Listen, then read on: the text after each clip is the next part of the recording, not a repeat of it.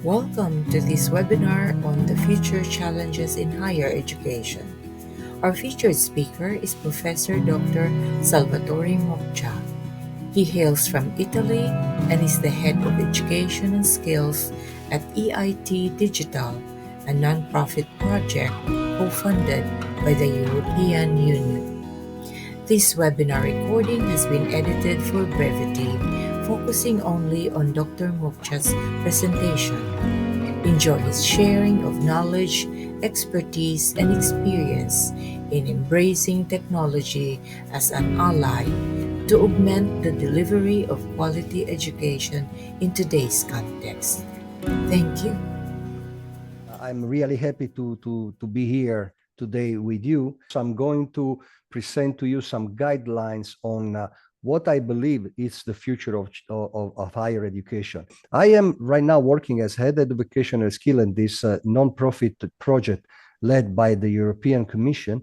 And what we have basically, we try to put together innovation and education. And right now I have 9 master programs in cooperation with 17 European universities.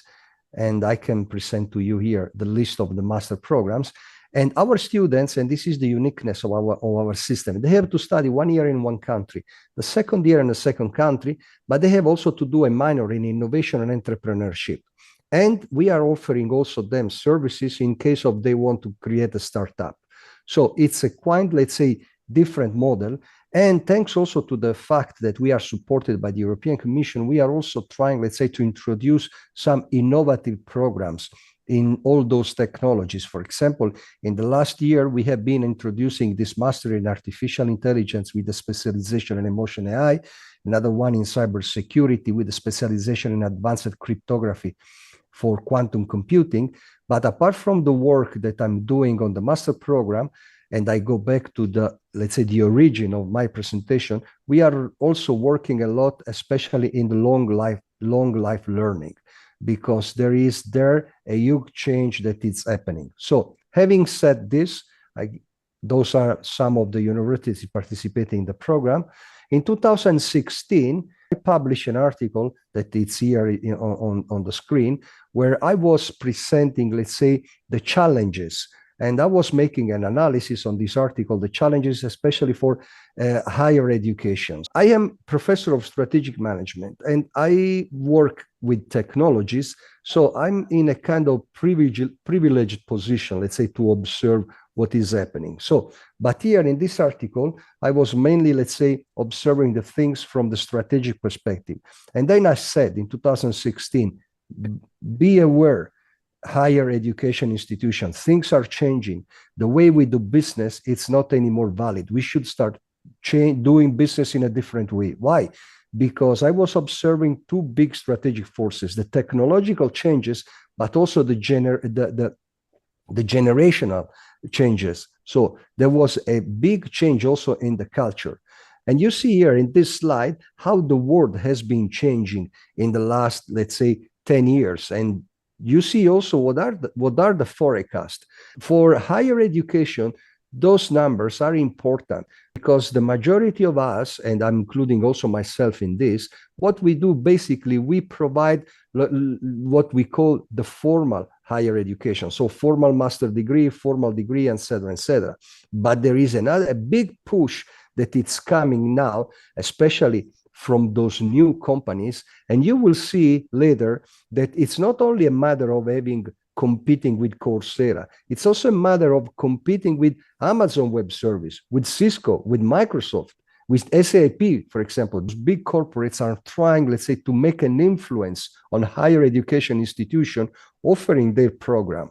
Why? Because we are leaving space to them, because the majority of us, they do not know those technologies that are entering. So the first big, let's say, change from the mentality perspective is asking ourselves, do we need to go online? And if we go online, what kind of courses should we start offering? And said and said. So this is one of the first reflections that we have to do. Again, see, from 2016, the year that I published the article, see here, We have a very strong cooperation, for example, with Coursera. I can share with you some data. For example, Coursera, in the last quarter on 2023, they had 2 million of new learners. New learners, unbelievable. I believe that if we put together all the universities that are part here of the United Board, we will never get in 3 months 2 million of new learners. But these guys, they are getting those numbers. So unbelievable. And again, what we should do here, I'm not saying to you that we should become a kind of, let's say, academy. We are still higher education. We are still university. We still do have to do research, et cetera, et cetera. But we should start opening our eyes on what is happening outside and asking ourselves, should we do something for this or not? So what are those two big changes that are still the same one that I saw in 2016? They are still there. The technology has changed. The generational changes are still there, and they are still the same. But here we have been assisting to new technologies coming here. And I'm thinking, for example, to the last development, especially in the last year, with the arrival of AI. And we will see some slides on AI. So let's take a look to this text. And think about, for example, the question that is there. What does the coming way of technology mean for humanity? You can take this question and give it to your students a task, and I'm sure that you will get very wonderful description. But I would like also to share with you what I got from this book. And if you see in this page that I put here in the slide, the answer to the question, it's perfect. It's really a perfect answer. And because it sees the past, and this is also the benefits, he's talking also about the implication for ethics, and he's finishing saying, but in this moment of an uncertainty, one thing is certain: the age of advanced technology is upon us, and we must be ready to face its challenges head on. So a wonderful analysis that could have been done by one of the Nobel laureate, et cetera, but the reality of this is that was written by artificial intelligence. But that is the first page of this book, The Coming Way. And the analysis that it's there at the beginning, it's a wonderful analysis that was written by artificial intelligence. See this picture. This person does not exist. So some of the tools that I'm going to present to you this morning, some of the tools are not new. They go back to 2016, 2018. Everyone is asking how artificial intelligence is going, let's say, to change my life as educators, as higher education institutions, etc., etc. But this is not new. I mean, those tools, they were already there. Going back 10 years ago, they were already there. Some tools, they were not so perfect as the tools that we have today, but they were there. So what does it mean? That companies, they saw already 10 years ago that there was a space here to fit. And what we didn't see was, from our perspective, we didn't see this space. And so we didn't start conversation like this one that we are having today 10 years ago. The most beautiful thing should have been to do this conversation, this presentation 10 years ago, not now, because now we are in rush. And when I'm saying this, I'm always thinking about, for example, the COVID. So when COVID arrived, the majority of us, we were not prepared because we knew that there were already some online universities. We knew that there were already some online tools, et cetera, available. But no one of us took, let's say, the thing seriously. But then the COVID arrived, and then we start using those tools. But again, the mentality was still from the traditional university. But today we are doing it, and it's nice. At least we start talking about this. See, for example, this. This is one of the last most beautiful, let's say, artificial intelligence tool. If you go on Google and you put Edit Pro, you will see a lot of pictures, old pictures, that they can also take movements. So you can take an old picture and create a kind of video. You can see the persons there in the picture moving. It's wonderful. And it's done by an artificial intelligence. And some of those tools, they are for free. Some of them, you need to make a registration, but they still offer something to you for free. So for example, in this picture, I said to the platform, change the background. Oh, I can put Paris, I can put Hong Kong, I can put Shanghai, I can put Manila, and it's done in less than 1 second. So again, think about how many things, how many tasks are we asking, for example, to our students that could be done using those tools? So again, I need to start thinking in terms of my students in, let's say, leveraging their creativity. So it's not anymore the time of asking them, do a text on the Second World War, because they go to ChatGPT and you will get a wonderful text, I'm sure. So this is my business card, for example. There is a tool, this is free. So I ask to the tool, how can I change my title? My title, how could be transformed? So, and you see, those are the suggestions that is giving to me in less than 1 second. So imagine that you are building, for example, a company, or imagine you have to create whatever it is. You can come here and ask the artificial intelligence to give you some suggestions. You see, I played with other words, keywords. I put here head of education, and I got some wonderful, let's say, suggestions.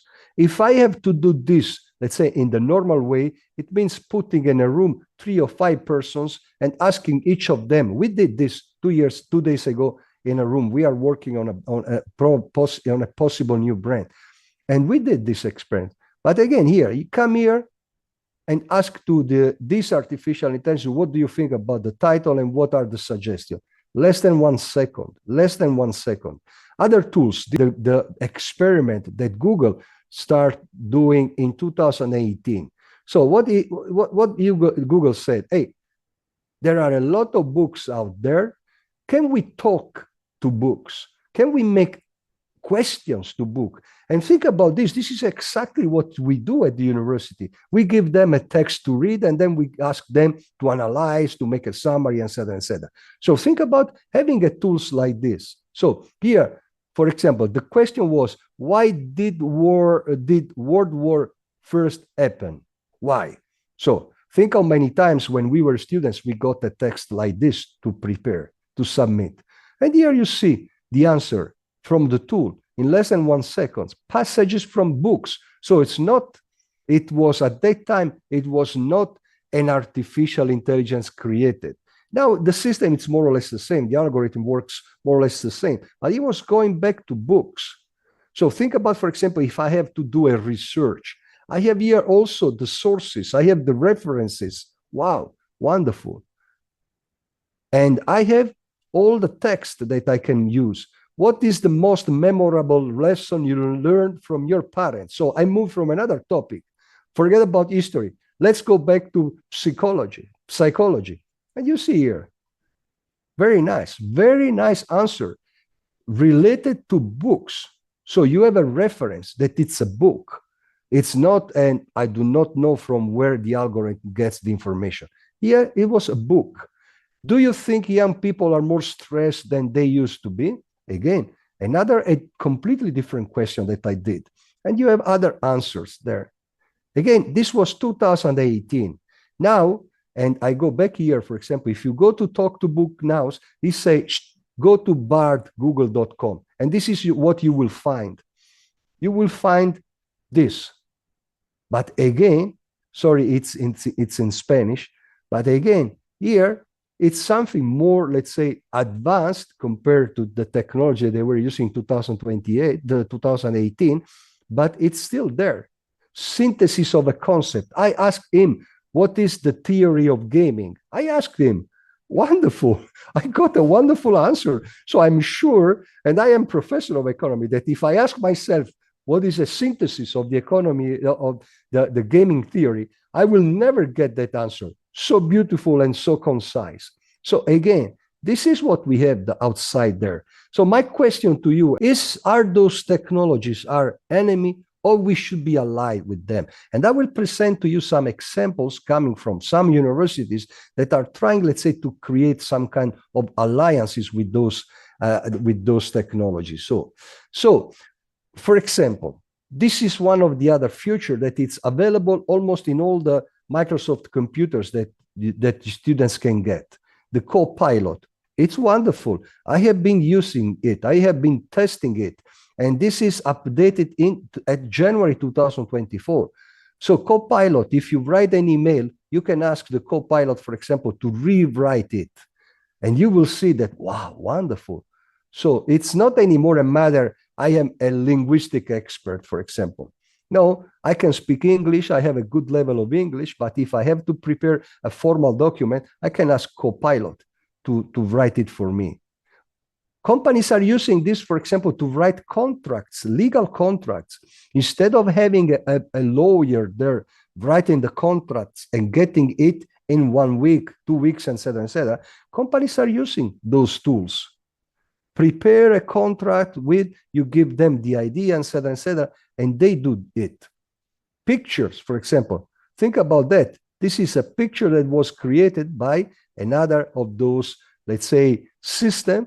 And this was, please create an image of a library, and in the library is monkey using a typewriter with a stochastic parrot dictating to the monk. I mean, it was a difficult task, and he did that in 2 seconds. Pictures, they take more time, but they do it. I can do, for example, and I did that experiment. I said to the creator, I said, let's have a picture of myself delivering a class to the United Board in Manila. And I got on my back the picture of Manila. I was in the stage. I got some people sitting in front of me. So they gave me the possible picture that if I go there in reality, that will happen. So incredible. So again, I ask also to Bing, for example, and I go back to your everyday work. So I imagine myself like a professor giving a task to one of my students. What are the roots of the conflict in Israel? This is one of the hot topics today. And you see here, less than 2 seconds with also the sources. So again, I'm asking to you, what is our role today? And you see why I'm asking you to start changing the mentality.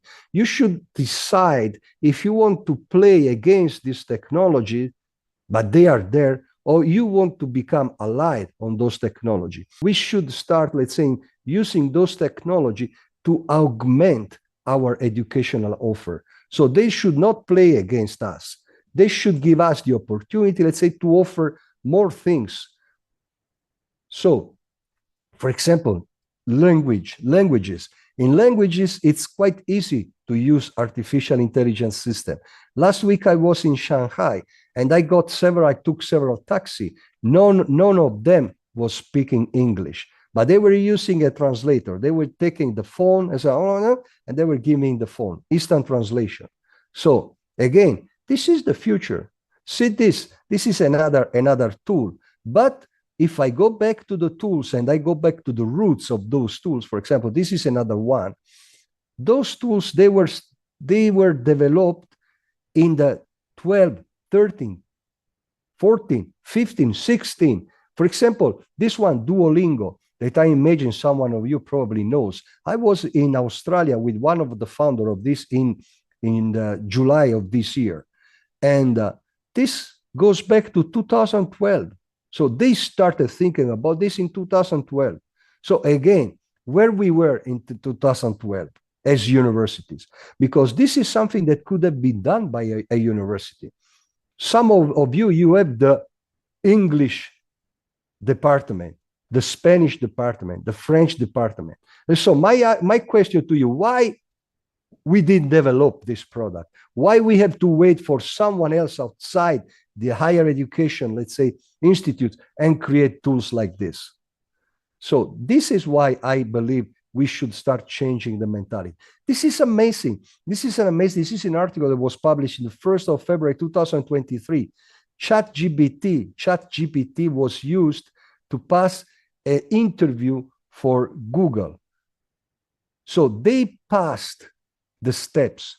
They were not able to understand, tell me what you did in that specific situation, because he was missing the data.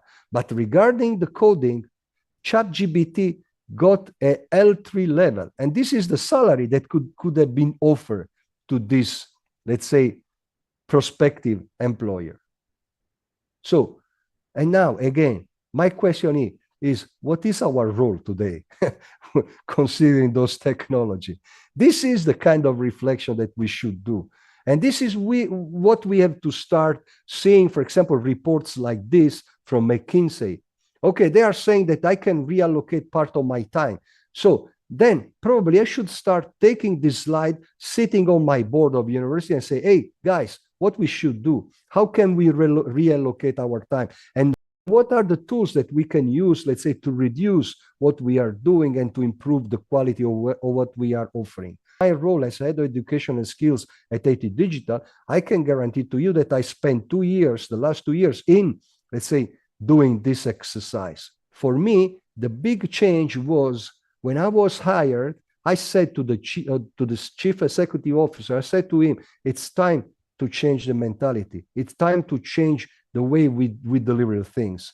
And he said, this is not possible. I said to him, yes, it's possible. And he hired me. And we did that. So I did personally this experiment with the board, with my team. We discovered that, for example, we had something that where we were really strong, but something that we were really missing. Again, I do not have an answer that it's valid for all of you. But what I'm telling you, please start analyzing what is happening outside and I start asking yourself, especially at the top level. So also the generations are different. First of all, for example, in Europe, we have a strong problem that it's the growth rate is going down.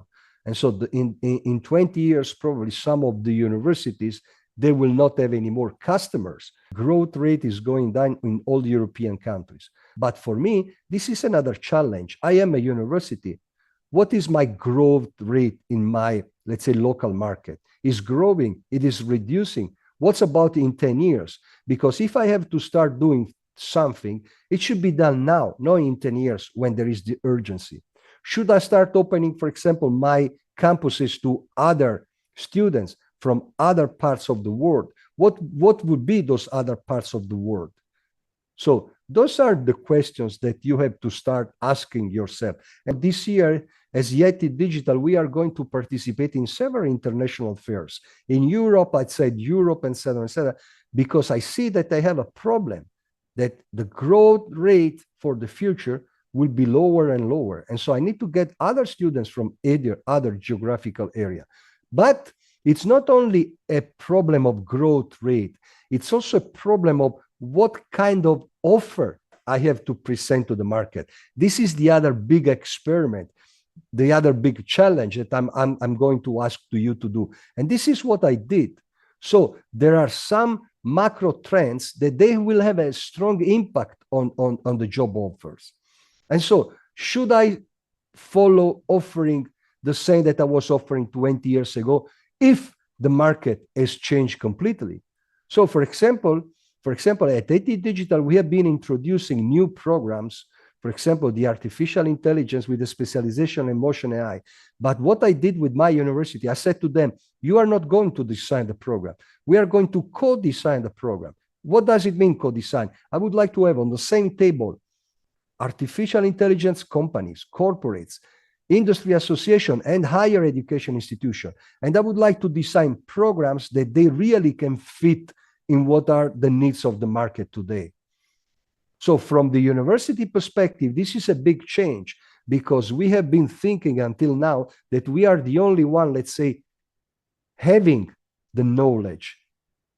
But no, what is happening now that the market is going in different directions and we do not know that market because we do not talk to companies. So again, go back to your local university, try to see what is your local ecosystem. What are the companies there? What are they doing? What is automotive, cybersecurity, health, food, whatever it is, and ask to them, what do you need? What do you need? What kind of courses do you need? For now and for the future, and start thinking how to design those courses. Because if you want to get new students, those new students, they will come to the universities where that will guarantee, let's say, a job after the university. And so this is the reason why you have to talk to the customers. What do you need? And so probably there will be things that you cannot do, but you have to start feeling the market.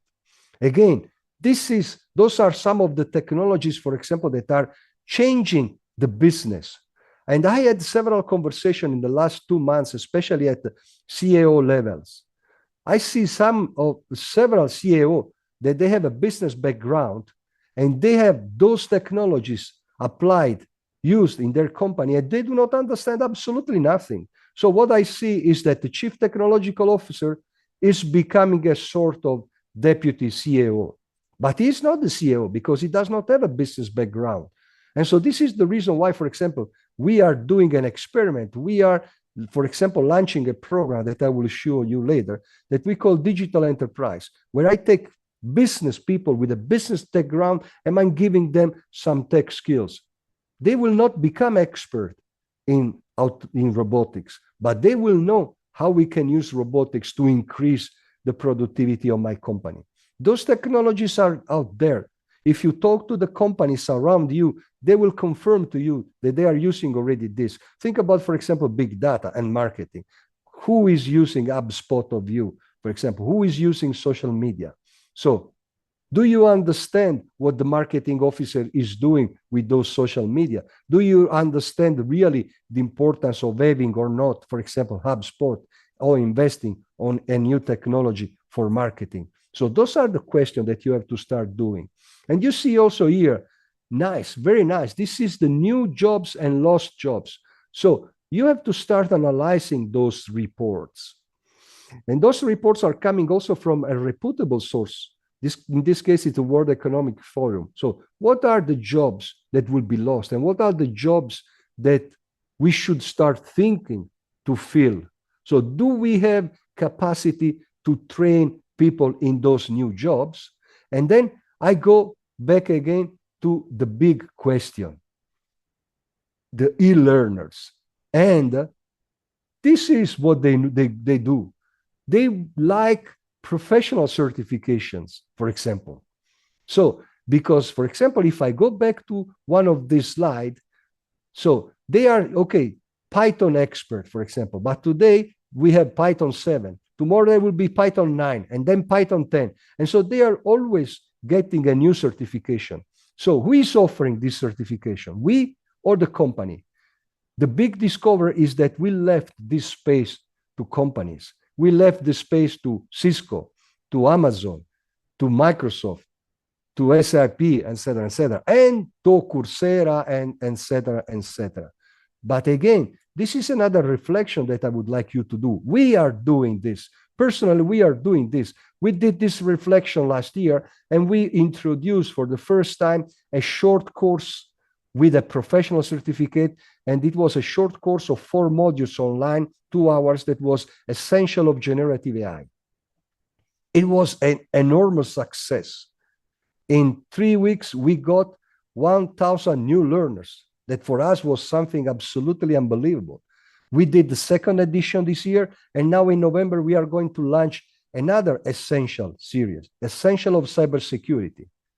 Full online, only with professionals. At the end, you get a certificate. You can do the 4 modules or you can do just 1. At the end, you will get a certificate. If you go to LinkedIn and you search for those certificates that we have been delivering, you will see a lot of people there announcing that they got a certificate from us in EIT-Digital. Again, this is an experiment that we did, and it is working very well. And visit the website of Amazon Web Service and see all the courses that they are offering. But Amazon is not the only one. Cisco is doing the same. SAP is doing the same. Microsoft is doing the same. Google. So all those big companies, they saw there was a space there. And they are filling this space with those professional certificates. So when I think the future of business, we are moving from a traditional model to a digital model. And my question to me as educator and to you, are we prepared for what is happening? There are some European countries that they are working on the concept of Industry 6.0, not 4.0, 6.0. I was in China last week, and I saw their companies already working in the 6.0, whatever it is, industry, education, etc., etc. And all those things are done, especially thanks to the use of artificial intelligence plus cloud services. So today we have more spaces. We have also a new tool that is helping us, let's say, it's augmenting our let's say capacity. And again, go back again to those analyses. This is another one from Deloitte, and see what are the professions that are dying and the professions that are growing, and ask yourself, what is my role here? Because, for example, this is what are looking the companies. The companies are not looking anymore for a degree. They are looking for skills. So I was chief technological officer 10 years ago. Come on, 10 years ago, it was an old technology. So what are the skills at today? Actions. I developed the first cybersecurity. Come on, cybersecurity today, it's 10 years old. And what is important? The circular learning. So companies, they are looking for people. They are always, let's say, learning. They are always learning. So it's not just a matter of, I got a degree in business in 2020. No, they want to see people developing. And so this is probably something that we should start offering to them, those kind of certificate that I was mentioning to you. And then another thing that they like, it's the flexibility. New generation, they like to be more flexible. Do you see that some companies now are coming back again to in-presence? And new generation, they don't like that. The good one, they are leaving those positions because they like to stay at home with a dog, and et cetera, et cetera. So they do not like being in the office. And so this is another element that we have to take into consideration. Again, this just to give you another example that I'm not doing only theory. This is one of these programs that we have been launching, Digital Enterprise. And as you see, you have, for example, a master degree, but around the master degree, we are designing what we call the self-standing modules. Those are modules that will be offered online for free, and we divided those modules in basic and advanced. So I'm asking the university, develop for me a new program, but at the same time, develop for me also some self-standing modules. Why I need those self-standing modules? First of all, because they could become a stream of revenue for me. And secondly, because if I do not do this, the companies, they will do this.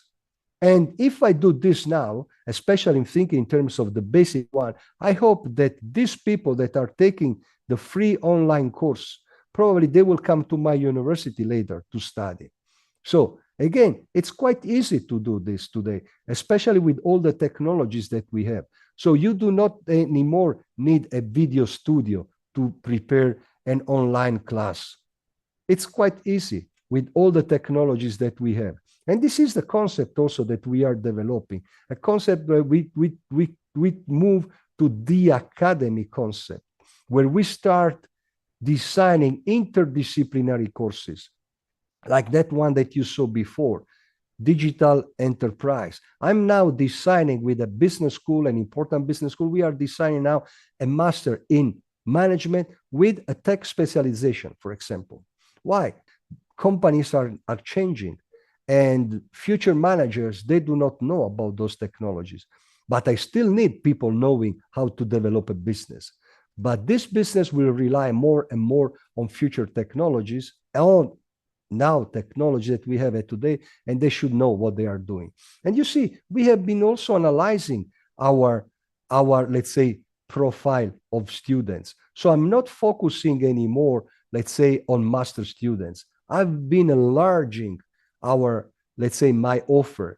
And I'm thinking about offering courses from 15 years old to 70 years old, because also 70 years old people, they need some basic courses, how to use WeChat, how to use WhatsApp, how to make a video call with my nephew. So, and a course on how to use WhatsApp, it could be easily done 1 hour. You can put one young researcher to do this, but you start, let's say, taking the pulse of the market. You start, let's say, talking to the market. You are not anymore the old traditional model institution closed in your very beautiful, let's say, buildings and not talking to the market.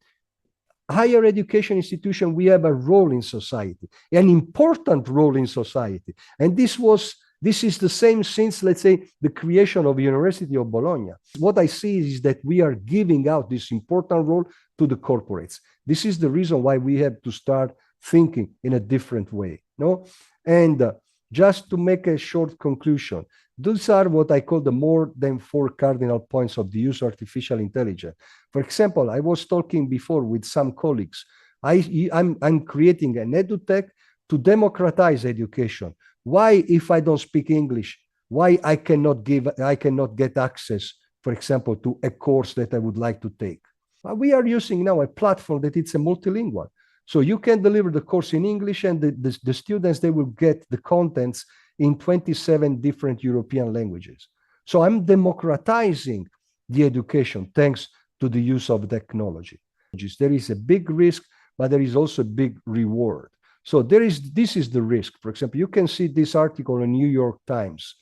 The internet was brought to Amazonia, and people, they start, let's say, becoming lazy using technology. But the reward is that, for example, this is a real good experiment from Africa. You can start offering, thanks to those technologies, you can start offering courses outside your, let's say, your natural market. And you can start giving access to education to other people who are not able, for example, to travel to the universities. And this is what I was telling you before regarding the experiments that some universities are doing. I would invite you to take a look, for example, on this experiment from Arizona State University, one of the biggest and most successful universities online. They're already doing some experiment on OpenAI. So if you have some doubts what I should do with my students in terms of contract, should they copy, should I allow them to use ChatGPT or not? If you go here, you will find already some answers, because they found that the only way to face this problem is to create a collaboration with one of the founders of the artificial intelligence system. Again, it's not just a matter of being in a room and trying to imagine. Go out, see what the others are doing, and try to see if you can take part of this and you can bring to your company or to your university. This is the platform that I was mentioning to you. This is another platform that we are developing, again, to matchmaking skills and to matchmaking also. I would like to get a position, but I do not have the skills, and the platform will suggest to me the courses that I need to take.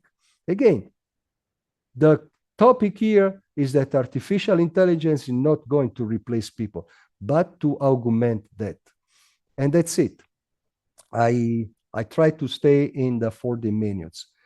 And then I keep this slide because I know that someone of you already made a question before, and I will use this slide to reflect on the importance of ethics in all those, let's say, in this new world. Thank you very much.